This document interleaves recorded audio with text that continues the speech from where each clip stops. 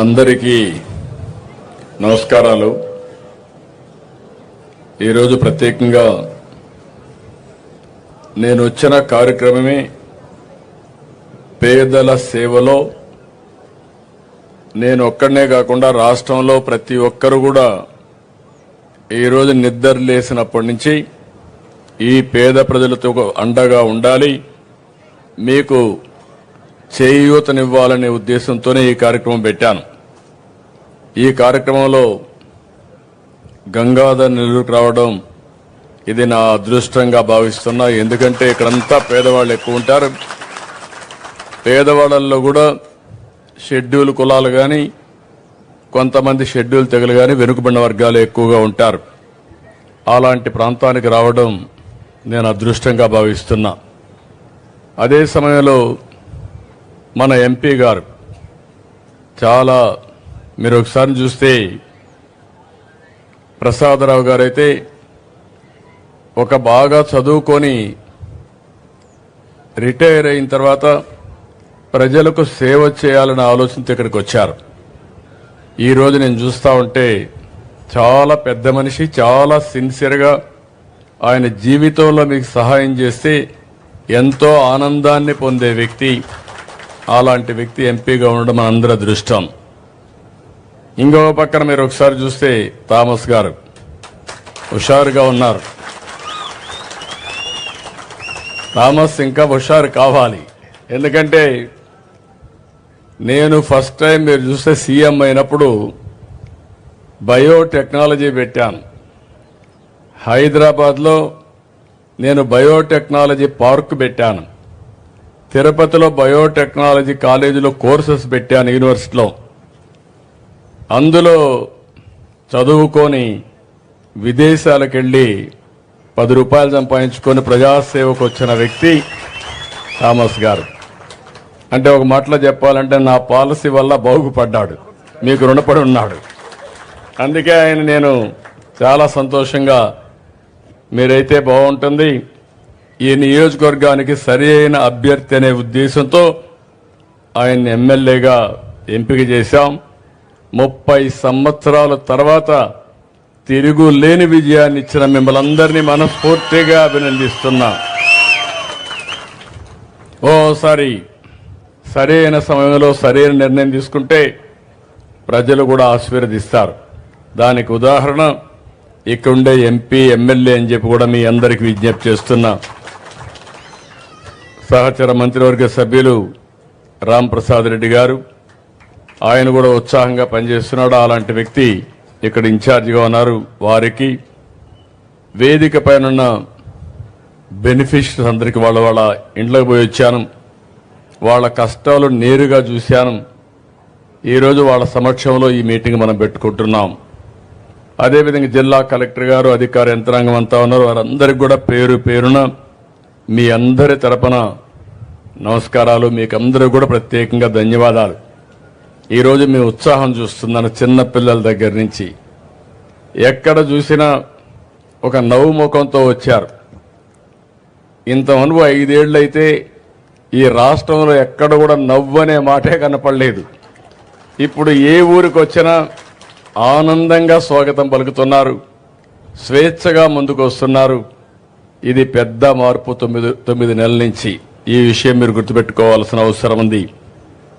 ఈరోజు నేను వచ్చిన కార్యక్రమం మీరు చూస్తే భారతదేశంలోనే ఎక్కడా ఇంత పెద్ద కార్యక్రమం లేదు. ప్రతి ఒక్క వ్యక్తి మీరు గుర్తుపెట్టుకోవాలి, దగ్గర 64 లక్షల మందికి.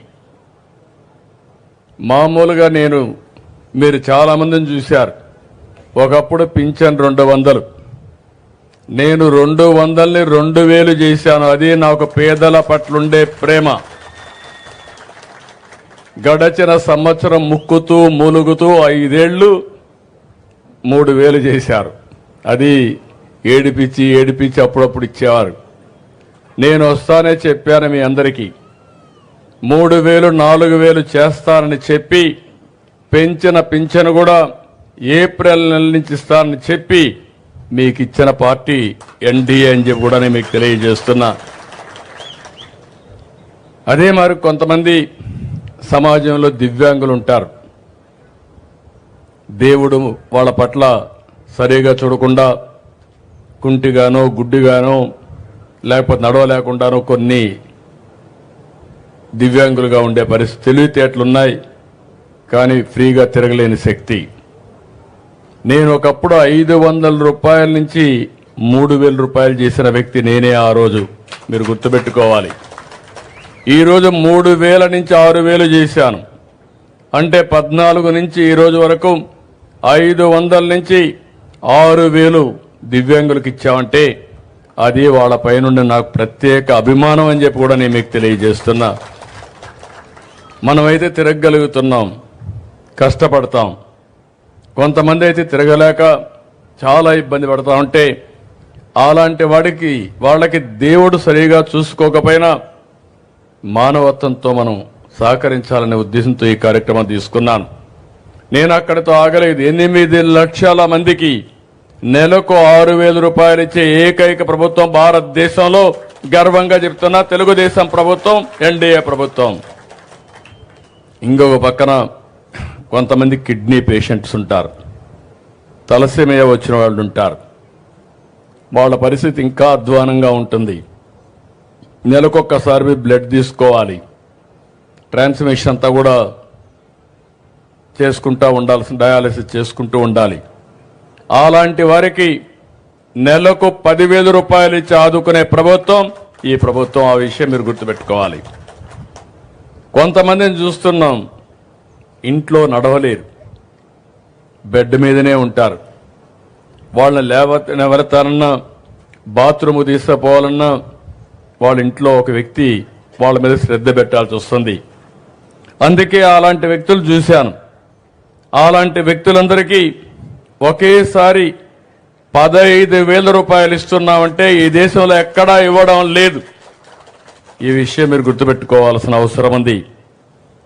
అందుకని 2014లో 200 ఉండే పింఛన్ని 4,000, 6,000, 10,000, 15,000 చేసిన ఏకైక ప్రభుత్వం ఈ ప్రభుత్వం అని చెప్పి కూడా నేను మీకు తెలియజేస్తున్నా. ఇంత పెద్ద ఎత్తున ఏ కార్యక్రమం లేదు. నెలకు దగ్గర 2,800 కోట్లు ఖర్చు పెడుతున్నాం. సంవత్సరానికి 33,000 కోట్ల రూపాయలు ఖర్చు పెడుతున్నాం. పెట్టే డబ్బులు కూడా మీరు ఒక్కసారి చూస్తే మొదటి తారీఖున ఉద్యోగస్తులకు జీతాలు వస్తాయి. మా పేదవాళ్ళకి పెద్ద కొడుగ్గా నేను కష్టపడి మీ ఇంటికి డబ్బులు పంపిస్తున్నాను. ఒక్కోసారి తల్లిదండ్రులు మర్చిపోతారు, కొడుకులు కూడా మిమ్మల్ని చూసుకోరు. ఇక్కడ ఒక కేసు కూడా ఉంది, మీకు అందరికీ చెప్పాలి. ఆ కేసు చూస్తే 2 చిన్నారులు నా పక్కన కూర్చున్నారు. వాళ్ళ అమ్మమ్మ కూడా కూర్చున్నది అక్కడే. తండ్రి ముందు వేరే వాళ్ళ పెళ్లి చేసుకొని వెళ్ళిపోయాడు. ఆ తర్వాత 2 పిల్లలను వదిలిపెట్టి తల్లి కూడా వేరే వాళ్ళ పెళ్లి చేసుకొని వెళ్ళిపోయింది. అది చూసినప్పుడు వాళ్ళకు మానవత్వం ఎట్లొచ్చిందో నాకు తెలియదు. బాధ్యత కూడా లేకుండా పోయారు. అలాంటి సమయంలో వాళ్ళ అమ్మమ్మ, నేను ఈ పిల్లల్ని చదివించాలి, నేను లేకపోతే వీళ్ళు అనాథలైపోతారని బాధ్యత తీసుకున్న ఆవిడ్ని గట్టిగా చప్పట్లు కొట్టి మీరు అభినందించాలి. కన్న కూతురు బారిపోయింది స్వార్థంతో, అల్లుడు బారిపోయాడు స్వార్థంతో, కానీ అమ్మమ్మ మాత్రం నేనున్నానని బాధ్యతగా ముందుకొచ్చింది. ఆవిడికి మనస్ఫూర్తిగా మరొక్కసారి అభినందనలు తెలియజేస్తున్నా. ఇది భారతదేశంలో విలువలకు మారు పేరని చెప్పి కూడా నేను మీకు తెలియజేస్తున్నా. ఇప్పుడు నేను అది ఆలోచించిన తర్వాత వాళ్ళిద్దరికీ ఏ విధంగా చేయాలనో ఆలోచించాను. ఆవిడికి ఇల్లు కూడా లేదు. ఇమ్మీడియట్గా నేను ఎక్కడైతే హెలికాప్టర్ దిగానో అక్కడ ఇంటి జాగా ఇచ్చి 1 సంవత్సరం లోపల ఇల్లు కట్టిస్తున్నాను. ఒక 2 ఆవులు పట్టించి నెలకు ఒక 15 రూపాయల ఆదాయం వచ్చేట్టుగా ఆవిడికి నేను సహాయం చేస్తున్నాను. ఇంకొక పక్క 2 పిల్లలకి ఒక్కొక్కరికి 2 లక్షల రూపాయలు ఫిక్స్డ్ డిపాజిట్ వేసి వాళ్ళని చదివించి ప్రయోజకులు చేయాలని చెప్పి ఉచితంగా చదివించాలని ఒక కార్యక్రమం పెట్టుకున్నాం. తండ్రి తల్లి బాధ్యత లేకుండా పోయారు. బాధ్యత కలిగిన వాళ్ళ కుటుంబానికి పెద్దగా నేను ఈ బాధ్యత తీసుకుంటున్నానని చెప్పి కూడా నేను మీకు తెలియజేస్తున్నా.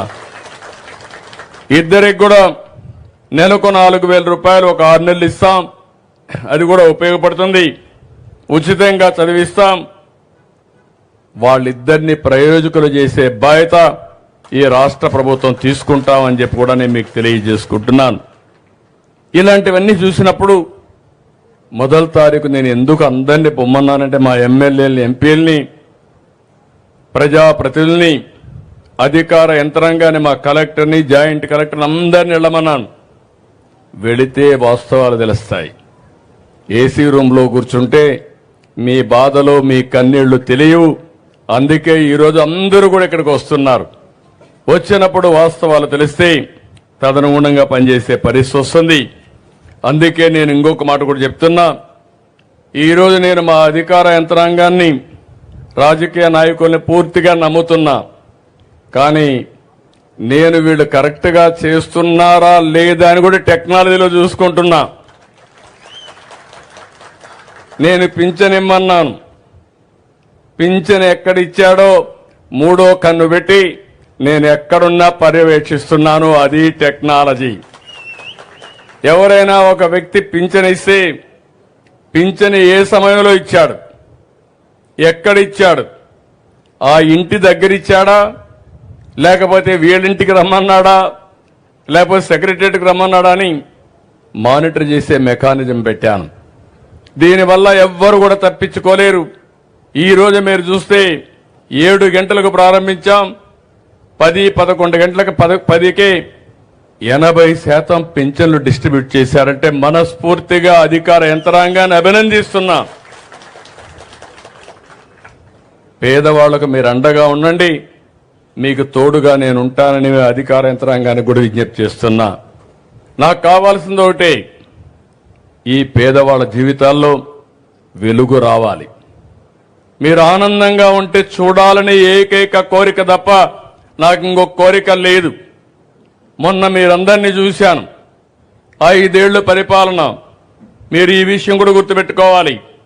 రాష్ట్రాన్ని విధ్వంసం చేశారు. ఓసారి మన చిత్తూరు జిల్లాలో అడవి పందులుంటాయి. అవి పొలం మీదకి వస్తాయి.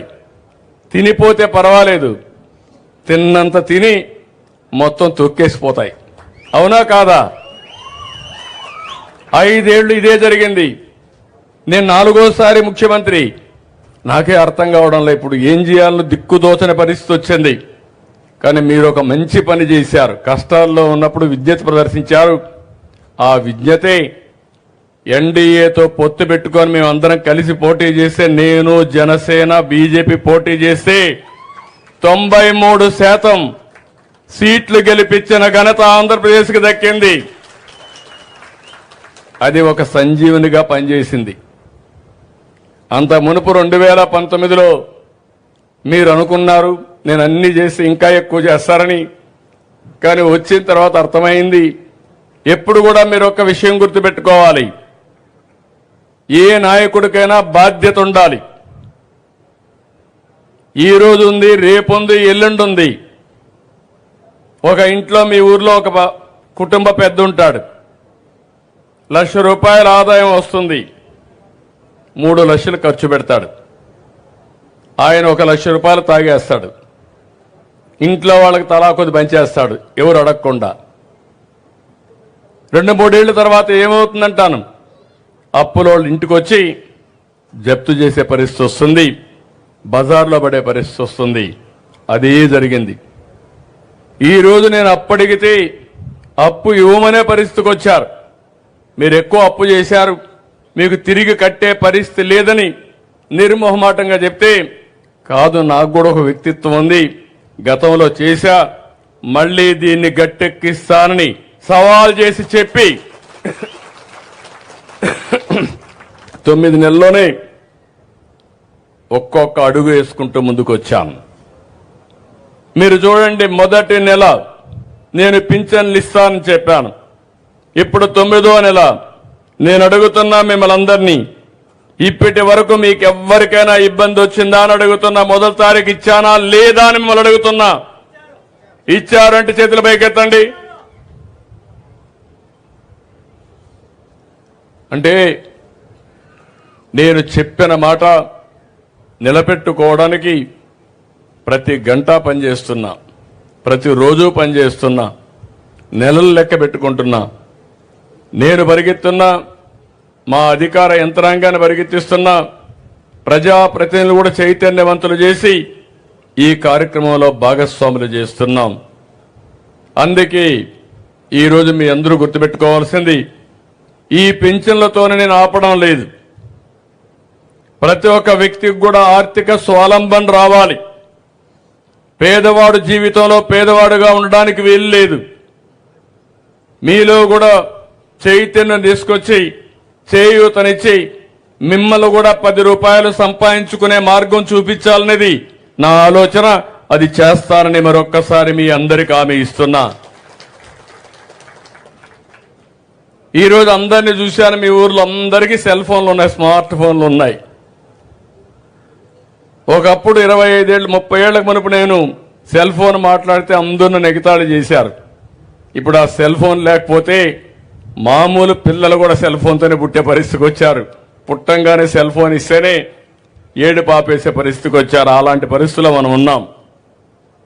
నిన్ననే మీరు బడ్జెట్ చూశారు, ఈరోజు పేపర్లు అన్నిట్లో వచ్చాయి. మీరు ఒకసారి ఈ బడ్జెట్ను చూస్తే ఇది తొలిసారి ఫుల్ బడ్జెట్ పెట్టాం. నేను ఎన్నికల ముందు మీ అందరికీ ఒకే మాట చెప్పాను, సంక్షేమ కార్యక్రమాలు పేదవాళ్ళకి ఇవ్వాలి. అందుకే సూపర్ 6 ఇస్తాను. ఎన్నికల మేనిఫెస్టోలో ఏం చేస్తానో చెప్పాను.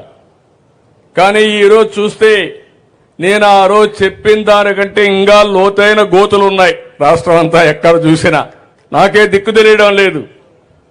ఒక అఘాతం ఉంది. ఈరోజు కేంద్రాన్ని కూడా ఎప్పటికప్పుడు అడిగి ఇవన్నీ కూడా మీరు చూస్తే మనం ముందుకు పోయే పరిస్థితికి వచ్చాం.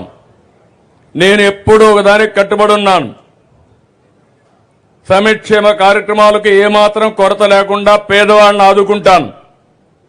అదే మాదిరిగా అభివృద్ధిని పరిగెత్తిస్తాను. అభివృద్ధిని నిర్లక్ష్యం చేస్తే సంపద సృష్టించబడదు. సంపద లేకపోతే ఆదాయం రాదు. అప్పు చేసి సంక్షేమాన్ని ఇస్తే అది రాబోయే రోజుల్లో మనం సస్టైనబిలిటీ రాదు. అందుకని ఒక సుపరిపాలన ద్వారా ఈరోజు మీరు చూస్తున్నారు టెక్నాలజీ.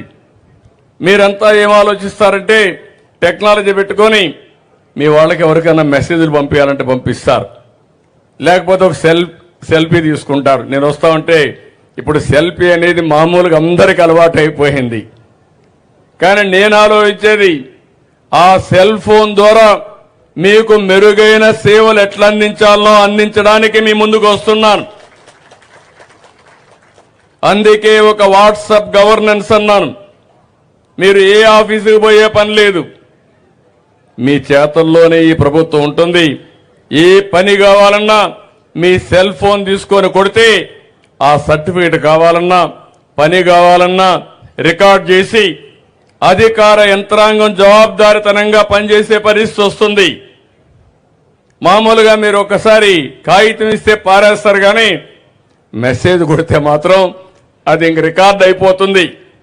మీరు ఎప్పుడు పెట్టారు, ఏ టైంలో ఇచ్చారు, దానికి కన్సర్న్ ఆఫీసర్ ఏం చేశాడు, మీది సరి అయిన డిమాండ్ అయితే మీ కోరిక అయితే దానిని నెరవేర్చవలసిన బాధ్యత ఈ ప్రభుత్వం పైన ఉందని చెప్పి మరొక్కసారి మీ అందరికీ హామీ ఇస్తున్నా. అలాంటి విధానానికి శ్రీకారం చుట్టాను. వ్యవసాయంలో డ్రోన్లు వచ్చాయి, మందు కొనడానికి వచ్చాయి. అదే మాదిరిగా ఎక్కడికక్కడ ఈ యొక్క తెగులుంటే ఆ తెగుళ్లు కూడా చూసి అక్కడే మందు కొట్టే పరిస్థితికి వచ్చాయి. ఇలాంటివన్నీ కూడా వినూత్నంగా ఆలోచించి ముందుకు పోతూ ఈ రాష్ట్రాన్ని పునర్నిర్మాణం చేయాలనే ఉద్దేశంతో ముందుకు పోయాం. అందుకే నేను చెప్పాను, అభివృద్ధి, సంక్షేమం, సుపరిపాలన ఈ 3 ద్వారా ఈ పేదవాళ్ళని పైకి తీసుకొచ్చే బాధ్యత నాది. అందుకే ఈ సంవత్సరం 3 లక్షల కోట్ల రూపాయలు బడ్జెట్ పెట్టాం. ఈరోజు చూస్తే ఎన్నో ఇబ్బందులు వచ్చాయి. బకాయిలైతే 1,15,000 కోట్లు పెట్టి వెళ్ళారు. ఒక్కొక్కటే బకాయిలన్నీ తీర్చాలి. తీర్చకపోతే బ్యాంకులు కూడా అప్పిచ్చే పరిస్థితులు లేవు. దగ్గర రాష్ట్రంలో 10 లక్షల కోట్ల రూపాయల అప్పుంది. దీనిపైన 25% మన బడ్జెట్ అంతా వడ్డీకి తిరిగి కట్టడానికి సరిపోతుంది. ఒక పక్క దాని అప్పులు వడ్డీ చెల్లిస్తూనే మళ్ళా సంక్షేమాన్ని చేయాలంటే, అభివృద్ధి చేయాలంటే ఎక్కువ సంపాదించాలి. ఆ ఎక్కువ ఏ విధంగా సంపాదించగలుగుతామో దాని మీదనే దృష్టి పెట్టా. చరిత్రలో ఎప్పుడూ జరగని విధంగా 12.92% 9 నెలల పరిపాలనలో గ్రోత్ వచ్చిందంటే అది తెలుగుదేశం పార్టీ సుపరిపాలన ఫలితం అని చెప్పి కూడా నేను మీకు తెలియజేస్తున్నా. ఈరోజు మీరందరూ గుర్తుపెట్టుకోవాలి, కేంద్రం ఉంది, రాష్ట్రం ఉంది. కేంద్ర ప్రభుత్వంలో కొన్ని కార్యక్రమాలు ఇస్తారు, దానికి మనం కూడా మ్యాచింగ్ గ్రాంట్ ఇవ్వాలి. 100 రూపాయలు ఉంటే కేంద్రం కొన్నిటికి 90 ఇస్తారు, కొన్నిటికి 40 రూపాయలు ఇస్తారు, కొన్నిటికి 50 రూపాయలు ఇస్తారు. దానికి మిగిలింది మ్యాచింగ్ పెట్టి దాన్ని ఉపయోగించుకుంటే మన ప్రజలకు లాభం వస్తుంది. ఇలాంటి 94 కార్యక్రమాలుంటే 94 కార్యక్రమాల్లో వచ్చిన డబ్బుల్ని గత ప్రభుత్వం డైవర్ట్ చేసేశారు, వేరే దానికి వాడుకున్నారు.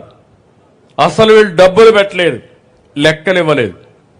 ఇవ్వకపోతే కేంద్రం నేను పోతే ఈ లెక్కలు లేకపోతే మేమేం చేయలేమంటే దగ్గర మీరు ఒకసారి చూస్తే 9,371 కోట్ల రూపాయలు ఖర్చు పెట్టి కేంద్రానికి మళ్ళా యూసీసీ ఇచ్చి మళ్ళా డబ్బులు రిలీజ్ చేయించే పరిస్థితికి వచ్చాను.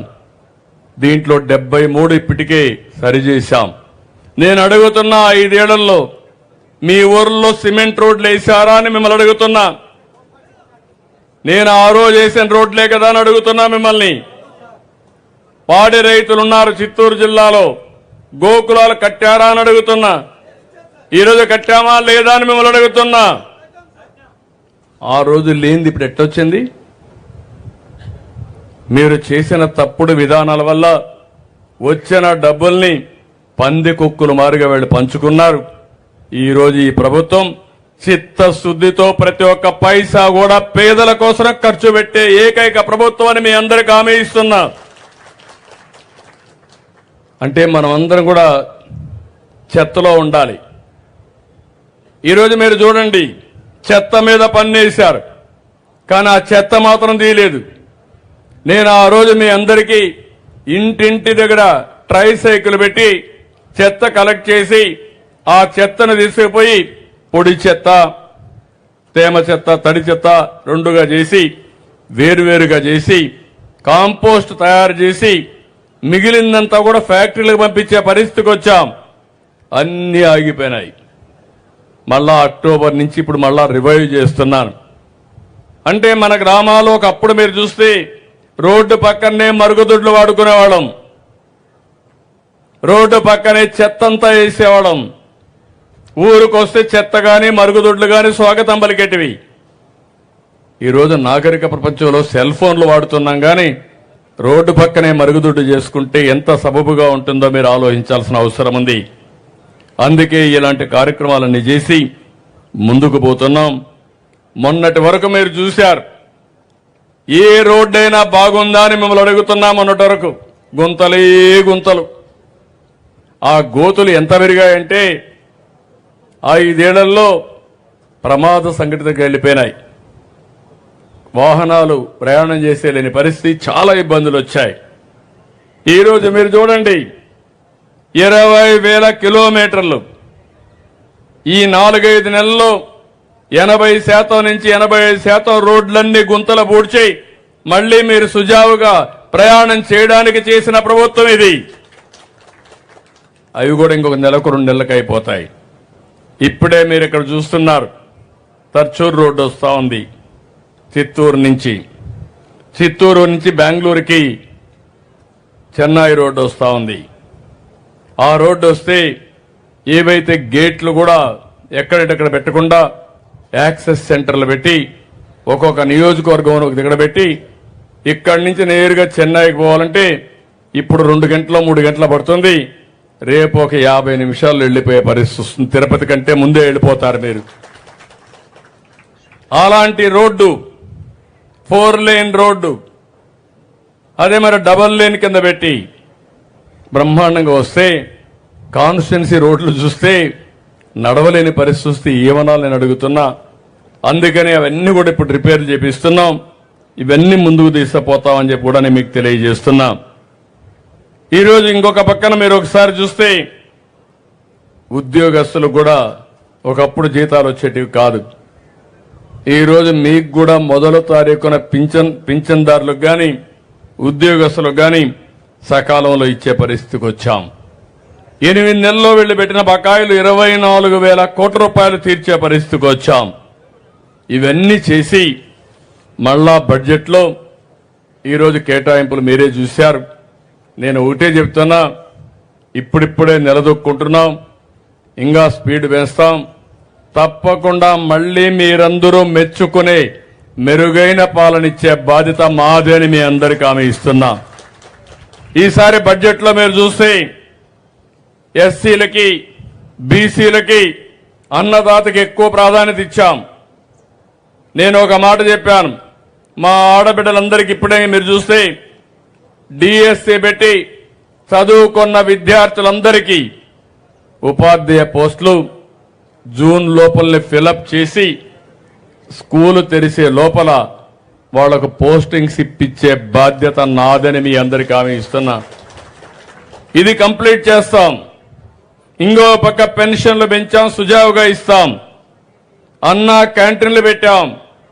5 రూపాయలకే పేదవాళ్లకు అన్నం పెట్టే కార్యక్రమానికి శ్రీకారం చుట్టాం. మీ జీడి నెల్లూరులో కూడా ఒక అన్నా క్యాంటీన్ పెడతాం. అన్ని నియోజకవర్గాల్లో పెడతాం, ఇక్కడ కూడా పెడతాం. ఇంకో పక్క ల్యాండ్ టైటిలింగ్ యాక్ట్, భూమి మీది పెత్తనం వాళ్ళది, దాని మీద వాళ్ళ ఫోటో వేసుకున్నారు. ఇంకా నేను తీసేయాలంటే చాలా డబ్బులు అవుతా ఉంది. అంటే మీ తల్లో మీ తండ్రో మీ వారసులో మీకు భూమి ఇస్తే ఆ భూమి పైన నా ఫోటో వేసుకుంటే న్యాయమా అని మిమ్మల్ని అడుగుతున్నా.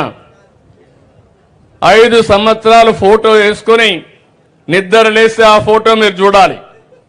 అక్కడితో ఆగలేదు, ఇంకొక అడుగు ముందుకేసి ఒక ల్యాండ్ టైటిలింగ్ యాక్ట్ అని ఒకటి తీసుకొచ్చి వాళ్ళ మనుషులు పెట్టి మీ భూమి మీద పెత్తనం చేయాలంటే ఇది కరెక్ట్ కాదని చెప్పి నేను వస్తానే ఆ చట్టాన్ని రద్దు చేసిన విషయం మీరు గుర్తుపెట్టుకోవాలి. భూమి మీది పెత్తనం మీదిగా ఉండాలి. అందుకే రాబోయే రోజుల్లో పట్టాదారు పాస్ పుస్తకాలపైన రాజ ముద్ర వేసి మీకందరికి ఇచ్చే బాధ్యత నాదని మీ అందరికీ హామీ ఇస్తున్నా. ఇంకో పక్కన ఈరోజు మీరు ఒక్కసారి చూస్తే పెద్ద ఎత్తున నేను ఆ రోజు ప్రామిస్ చేశాను, తల్లికి వందనం. ఈ పిల్లలిద్దరికి కూడా రేపు రాబోయే రోజుల్లో ఆ తల్లికి నెలకు 15,000 ఒక్కొక్కరికి, సంవత్సరానికి 15,000, ఇద్దరికి కలిసి 30,000 రూపాయలు ఇచ్చే బాధ్యత తీసుకుంటున్నాం. ఎంతమంది పిల్లలుంటే అంతమంది పిల్లలకి 15,000 ఇస్తా. ఎందుకంటే మీరందరూ కూడా గుర్తుపెట్టుకోవాలి, జనాభా కూడా తగ్గిపోతా ఉంది. మీరందరూ కూడా 2 కంటే ఎక్కువ మంది పిల్లలు కనాలి, లేకపోతే పిల్లలు లేని పరిస్థితి వస్తా ఉంది. ప్రపంచం మొత్తం ముసలి వాళ్ళు అయిపోతున్నారు, పిల్లలు లేరు, వాళ్ళని చూసుకోవాలంటే మనుషులు లేరు, డాక్టర్లు కూడా లేని పరిస్థితి వస్తా ఉంది. అందుకని నేను ముందు అని ఆలోచించి ఇంట్లో ఎంతమంది పిల్లలుంటే అంతమందికి 15,000 ఇస్తే మీకు కష్టం లేకుండా ఆ పిల్లల్ని పైకి తీసుకొచ్చే బాధ్యత ప్రభుత్వం తీసుకుంటాం. మీరు కూడా ఈ పిల్లలు ఎవరు కంటారు, ఎవరు పెంచుతారు, లేకుంటే ఆ బాధ్యత లేని తల్లిదండ్రులు వారికి కాకుండా బాధ్యత కలిగిన పౌరులుగా తల్లిదండ్రులుగా 2, 3 పిల్లలైనా పర్వాలేదు, పిల్లలే మన ఆస్తి. వాళ్లే భావితరాలకు జాతికి కూడా పెద్ద ఆస్తి అని చెప్పి కూడా నేను మీకు తెలియజేస్తున్నా. మే నెలలో ప్రతి ఒక్కరికి కూడా తల్లికి వందనం కింద డబ్బులు ఇస్తాను. అదే కాదు, రైతుకు చెప్పాం 20,000 ఇస్తామని. అన్నదాత కింద రైతులందరికీ 6,000 రూపాయలు గవర్నమెంట్ ఆఫ్ ఇండియా ఇస్తుంది. మనం ఒక 14,000 ఇస్తాం. రెండు కలిపి 3 విడతల్లో పూర్తిగా మీకు డబ్బులు వేసే బాధ్యత ఈ ప్రభుత్వం తీసుకుంటాం. ఈ రోజే మీరు చూశారు, ఎన్ని రోజులయ్యింది డ్రిప్ చూసి మీరు అడుగుతున్నా. 5 ఏళ్లలో డ్రిప్ కనపడిందా మీకు? డ్రిప్ లేదు. రైతులకు ఆధునిక పనిముట్లు లేవు. వ్యవసాయం మీద శ్రద్ధ లేదు. పాడి పరిశ్రమ పైన శ్రద్ధ లేదు. ఇప్పుడు ఒక్కొక్కటి అవన్నీ కూడా చేసుకుంటా వస్తున్నాం. అన్నదాతని పూర్తిగా ఆదుకునే బాధ్యత ఈ ప్రభుత్వాన్ని. మత్స్యకారులకు కూడా హామీ ఇచ్చాను. వాళ్ళకు కూడా వేటకు పోయే సమయంలో సముద్రం పైన హాలిడే డిక్లేర్ చేస్తారు. అలాంటప్పుడు వారికి దగ్గర 20,000 రూపాయలు కుటుంబానికి ఇస్తానని చెప్పాను. అవి కూడా ఇస్తున్నామని చెప్పి కూడా నేను మీకు తెలియజేస్తున్నాను. ఇలాంటి నిన్నే బడ్జెట్లో ఇవన్నీ పెట్టి నేను ఒక స్పష్టంగా హామీ ఇస్తే ఇంకా కొంతమంది మాట్లాడుతున్నారు. నేను ఆషామాషిగా చెప్పను. ఏ పని చేసినా వాస్తవాలన్నీ మీకే చెప్తా. నా వల్ల కాదంటే కాదని చెప్తా. అవుతుందంటే ఎంత కష్టమైనా పడి మీ రుణం తీర్చుకుంటానని చెప్పి కూడా నేను మీకు తెలియజేస్తున్నా. ఇలాంటి కార్యక్రమాల్లో మీరు చూసినప్పుడు అమరావతి మళ్ళా పట్టాలెక్కించాం. పోలవరం ఆ ప్రాజెక్ట్ని కట్టే కార్యక్రమానికి ముందుకు పోతున్నాం. ఇప్పటికే చూస్తే 6,50,000 కోట్ల రూపాయలు పెట్టుబడులు వచ్చాయి.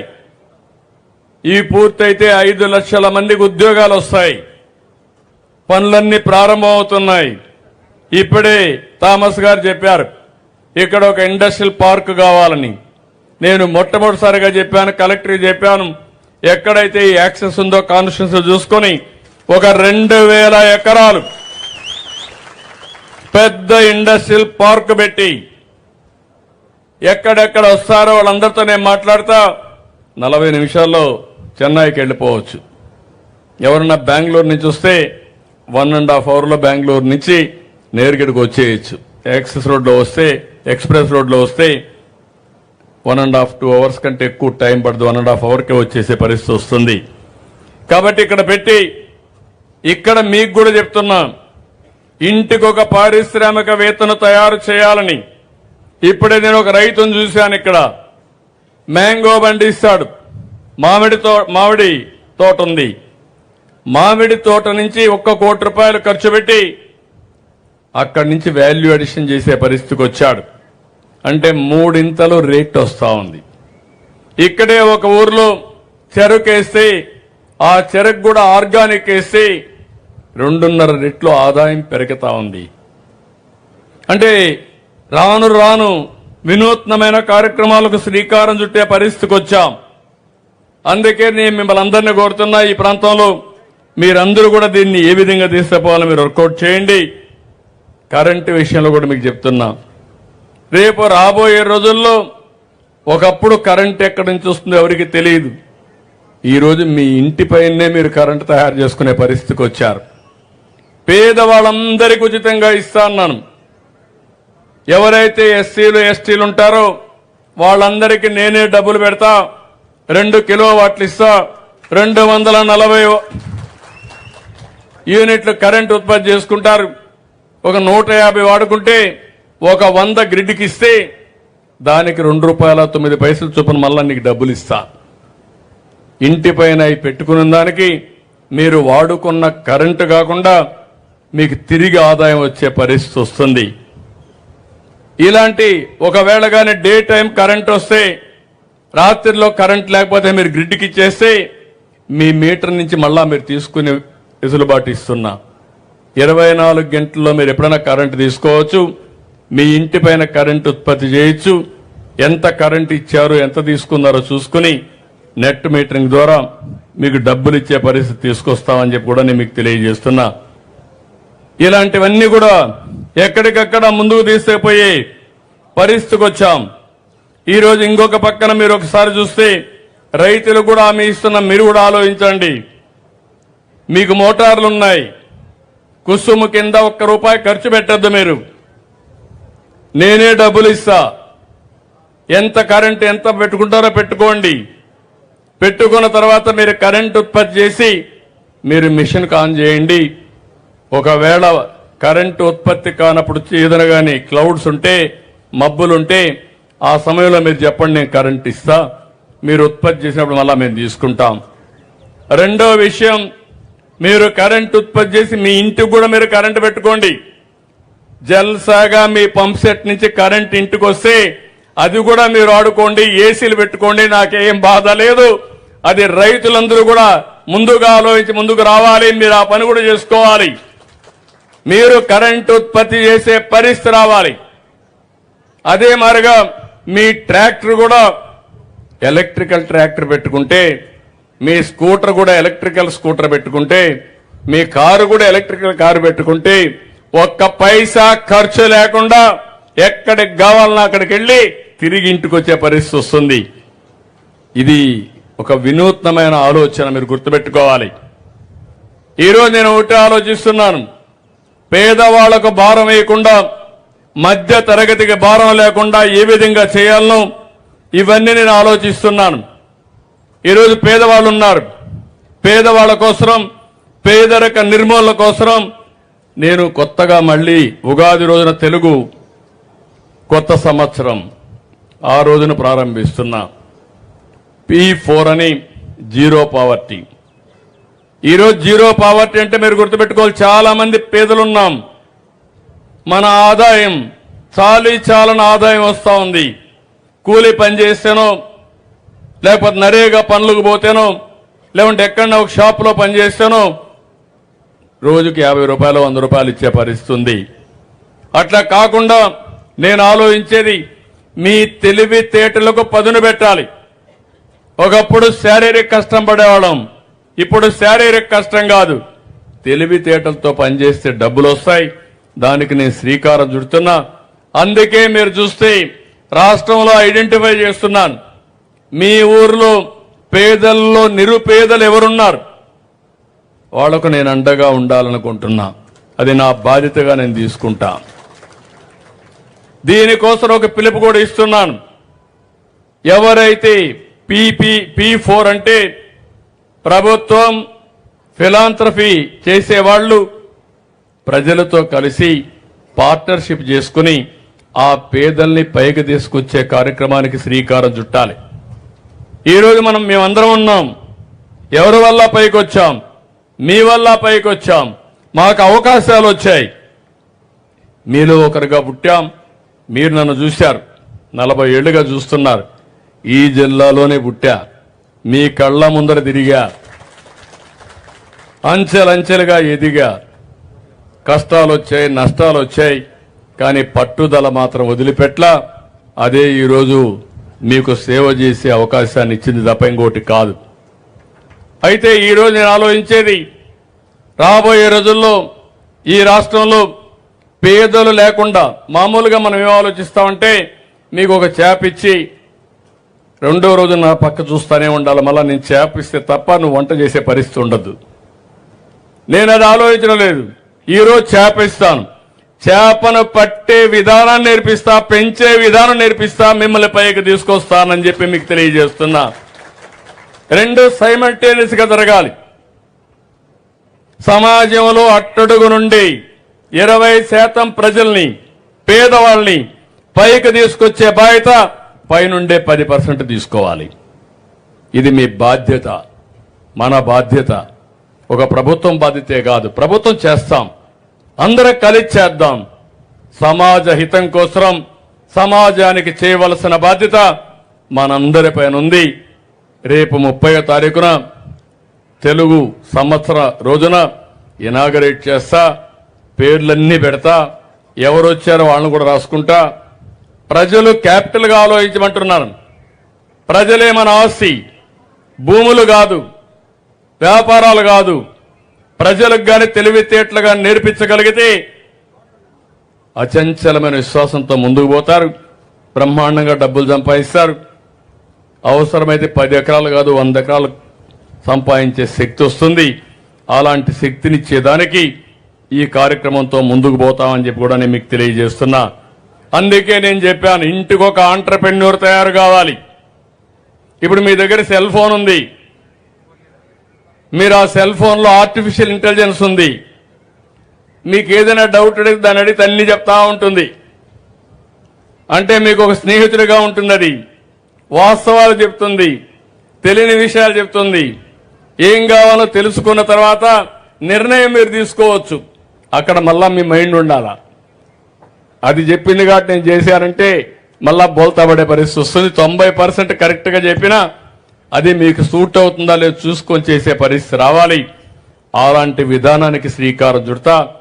రాబోయే రోజుల్లో మీ భవిష్యత్తు మార్చే బాధ్యత ఈ ప్రభుత్వం తీసుకుంటామని మరొక్కసారి మీ అందరికీ హామీ ఇస్తున్నా. మధ్యతరగతి కుటుంబాలకు కూడా నేను ఒకటే హామీ ఇస్తున్నా. వాళ్ళకందరికీ తల్లికి వందనం ఇస్తున్నాం. వాళ్ళందరికీ ఈసారి 2,50,000 రూపాయలు ఇన్సూరెన్స్ చేస్తున్నాను. పేదవాళ్ళందరికీ 25 లక్షల వరకు ఏదైతే ఎన్టీఆర్ భరోసా కింద, ఎన్టీఆర్ వైద్య సేవ కింద మీకు ఆర్థిక సహాయం చేసే కార్యక్రమానికి శ్రీకారం చుడుతున్నాను. పేదవాడు ఆరోగ్యానికి ఎక్కువ ప్రాధాన్యత ఇవ్వాలని, మధ్యతరగతి కూడా ఆరోగ్య ఖర్చులు పెట్టి ఆర్థికంగా గొల్లైపోతున్నారు.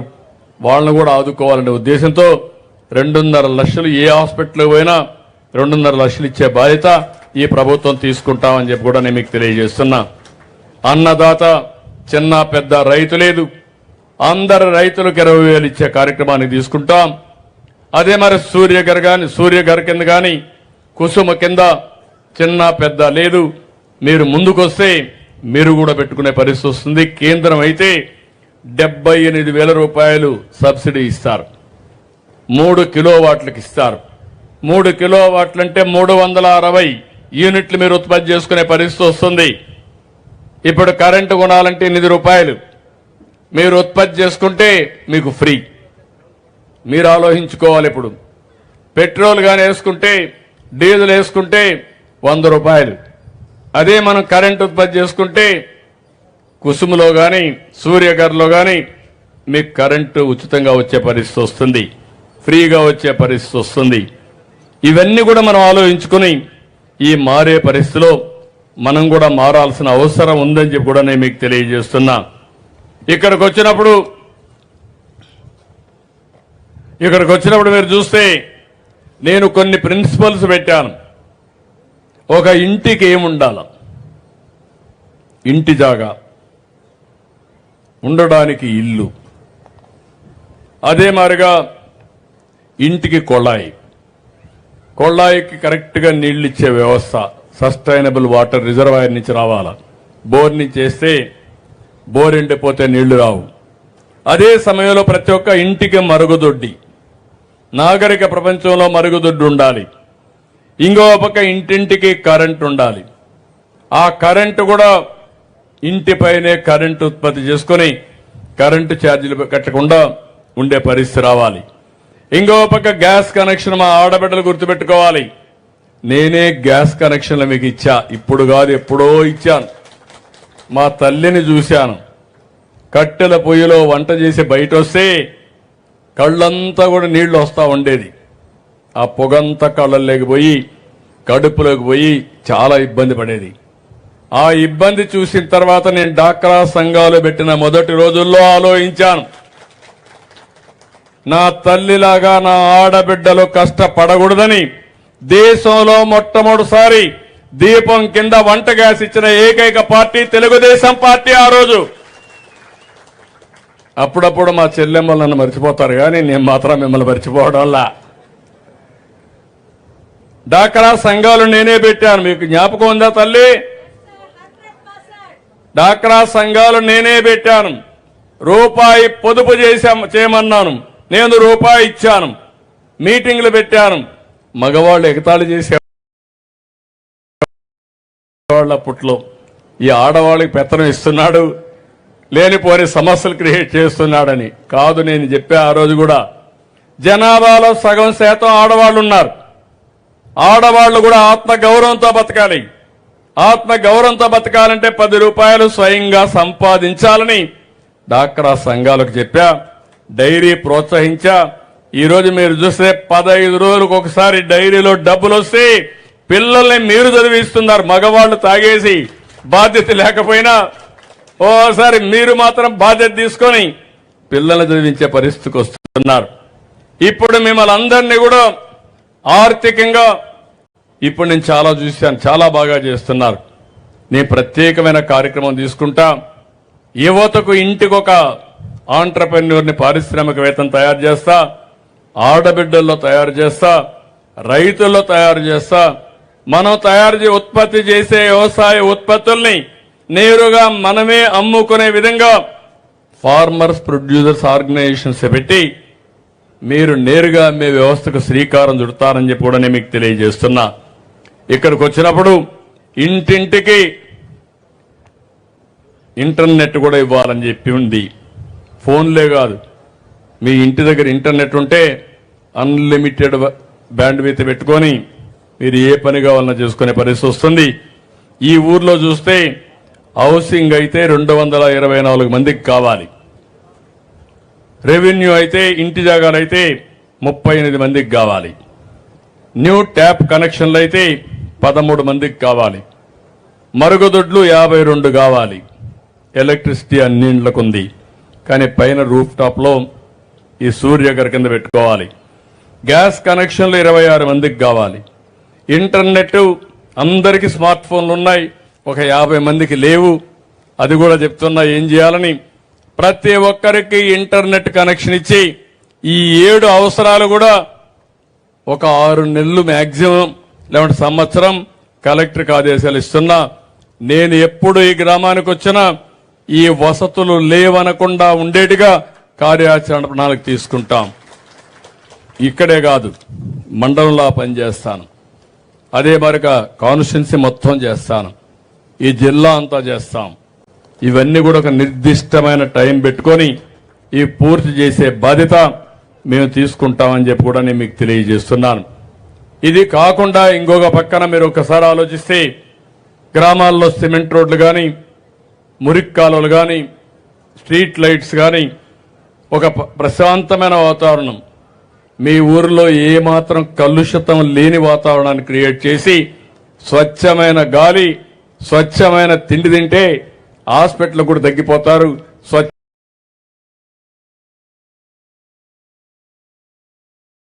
ఆలోచనలు చేస్తే ఇంకా ఎనర్జీ బాగా ఉంటుంది. కాబట్టి అలాంటి మంచి కోసం ముందుకు పోతామని చెప్పి కూడా నేను మీకు తెలియజేస్తున్నా. ఇక్కడికి వచ్చినప్పుడు ఇప్పుడే మీరు ఒకసారి చూస్తే ఇదే గ్రామంలో ఎన్ వెంకటేష్ ఎక్స్-జెడ్పీటీసీ జిల్లా ఉపాధ్యక్షుడు చనిపోయాడు. చాలా బాధ. అలాంటి వ్యక్తి చనిపోవడం పట్ల నా బాధను తెలియజేస్తూ ఆ కుటుంబాన్ని తెలుగుదేశం పార్టీ తప్పకుండా ఆదుకుంటామని మీ అందరికీ హామీ ఇస్తున్నా. ఒక కుటుంబ సభ్యుడు చనిపోయినప్పుడు సేమ్ స్పిరిట్ తీసుకొని ఏం చేయాలో చేస్తానమ్మా, నేను వర్కౌట్ చేస్తాను. ఇంకో పక్కన పెనుమూరులో పిహెచ్సి కంప్లీట్ అవుతుంది. ఇమ్మీడియట్ డయాలసిస్ సెంటర్ కూడా అక్కడ పెట్టిస్తాం.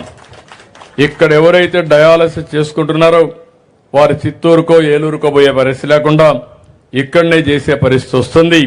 ఇంత మునిపే చెప్పాను, చిత్తూరు తాచూరు రోడ్లో 60 కిలోమీటర్లు మన జిల్లాలో వస్తుంది. ఇక్కడ 5 ప్లేసెస్లో మాత్రం యాక్సెస్ రోడ్లున్నాయి. ఇక్కడ మంచి ఇండస్ట్రియల్ డెవలప్మెంట్ కోసం ఒక 2000 ఎకరాలు తీసుకొని దీన్ని ప్రమోట్ చేస్తాం. నేను మార్కెటింగ్ చేస్తా.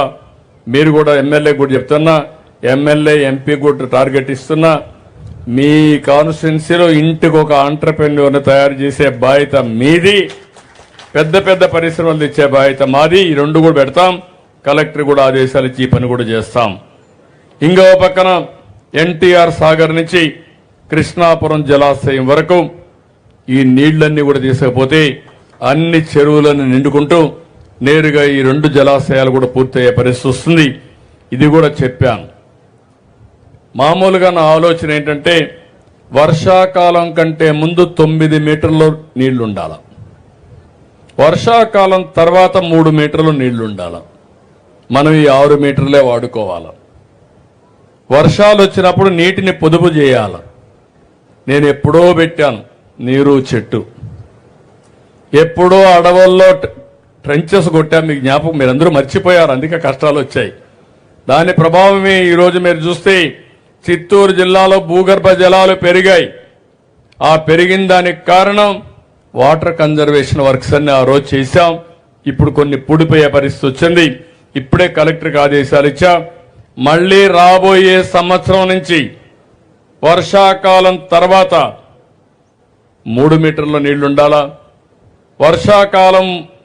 వర్షాకాల సీజన్లో ముందుగా 9 మీటర్లు ఉండాలా.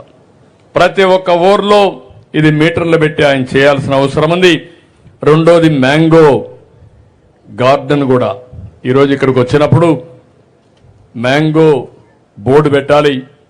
దీంట్లో విలువ పెరిగే విధంగా మ్యాంగో ఆధార పరిశ్రమలు కూడా పెట్టి మీకు గిట్టుబాటు ధరలు వస్తే, ఇక్కడ ఉపాధి అవకాశాలు వస్తే చాలా వరకు ఉపయోగపడుతుంది. దానికి కూడా ముందుకు తీసుకుపోతామని చెప్పి కూడా నేను మీకు తెలియజేస్తున్నా. చిత్తూరు జిల్లా మొత్తం వ్యవసాయం తగ్గింది. ఈరోజు హార్టికల్చర్ పెరిగింది, డైరీ పెరిగింది. ఇది శుభ సూచకం. దీన్ని కరెక్ట్గా తీసుకుపోతే 10 రూపాయలు ఎక్కువ ఆదాయం వచ్చే పరిస్థితి వస్తుంది. హార్టికల్చర్ ఆధార పరిశ్రమలు రావాలి, డైరీ ఆధార పరిశ్రమలు రావాలి. ఇంకా ఎక్కువ ఆదాయం వచ్చే విధంగా సెల్ఫ్ ఎంప్లాయ్మెంట్ కానీ ఇవన్నీ చేయాల్సిన అవసరం ఉంది. ఇవన్నీ చేసే విధంగా ఈరోజు కార్యక్రమాలు చేపడతానని చెప్పి నేను మీకు తెలియజేసుకుంటూ, ఈరోజు ఇక్కడికి వచ్చినప్పుడు మీరు ఒక గురుకుల పాఠశాల కూడా అడిగాడు బాయ్స్ కోసం. ఎస్సీ కాన్స్టిట్యున్సీలో ఎక్కువ ఉన్నారని చెప్పి ఈ ఎస్సీ కమ్యూనిటీ ఎస్సీ కాన్స్టిట్యున్సీది తప్పకుండా శాంక్షన్ చేస్తాను. కానీ ఒక్క విషయం మాత్రం మీరు గుర్తుపెట్టుకోవాలి, మీకు సరైన ఎమ్మెల్యేనిచ్చా, కానీ ఆయన కూడా మళ్ళా మీ యొక్క ఆశల్ని వమ్ము చేయకూడదు. ఎమ్మెల్యే కూడా నువ్వు అక్కడ ఇక్కడ పోయి మళ్ళా నువ్వు కొంత టైం ఇక్కడ ఎక్కువ ఇవ్వాలా, నీ మనుషులు కూడా కరెక్ట్గా ఉండాలా, ప్రజలకు మెరుగైన సేవలు జరగాల, అభివృద్ధికి నోచుకోని నియోజకవర్గాన్ని మళ్లీ అభివృద్ధి వైపు పరిగెత్తించి ప్రజలకు న్యాయం చేయాల్సిన అవసరం ఉంది. ప్రజలకు మీకు కూడా కోరుతున్నా, మీరు అటు ఇటు చూడొద్దండి. ఇంకా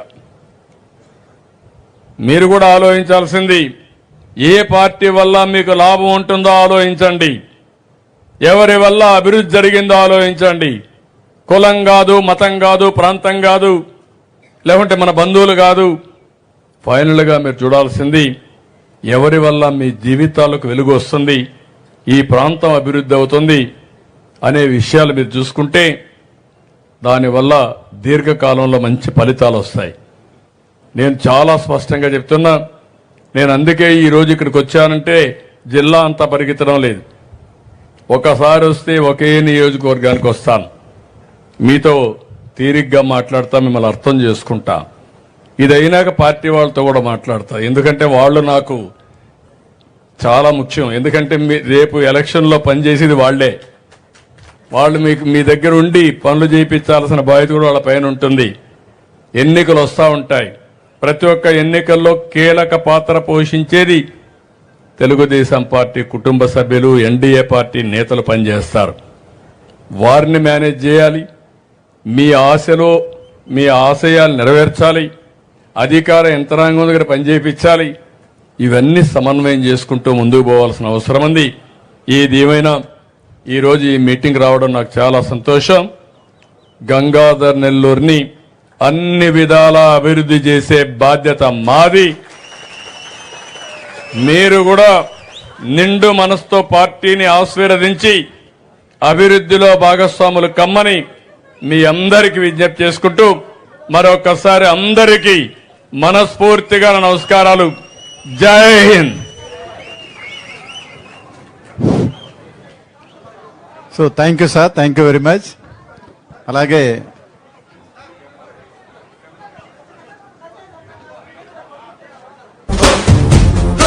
ఈనాటి కార్యక్రమానికి చేసి ఈ కార్యక్రమాన్ని విజయవంతం చేసినటువంటి ప్రతి ఒక్కరికి కూడా పేరు పేరున ధన్యవాదాలు తెలియజేస్తున్నాను. గడ్డం గట్టెక్కించే నాయకుడిప్పుడు ఒకటే ఒకటే ఒకటే, జాతికి ప్రగతిని తెచ్చే పాలకుడిప్పుడు అతడే అతడే అతడే. గడ్డం గట్టెక్కించే నాయకుడిప్పుడు ఒకటే ఒకటే ఒకటే జాతికి ప్రగతిని తెచ్చే పాలకుడిప్పుడు అతడే అతడే అతడే సూర్యునిలాగా చీకటి చేర్చి చంద్రునిలాగా వెన్నెలనిచ్చి అందరికీ అభివృద్ధిని తెస్తాడే చంద్రబాబు నాయుడే ఒకే ఒక్క అది అధికార యంత్రాంగాన్ని అభినందిస్తున్నా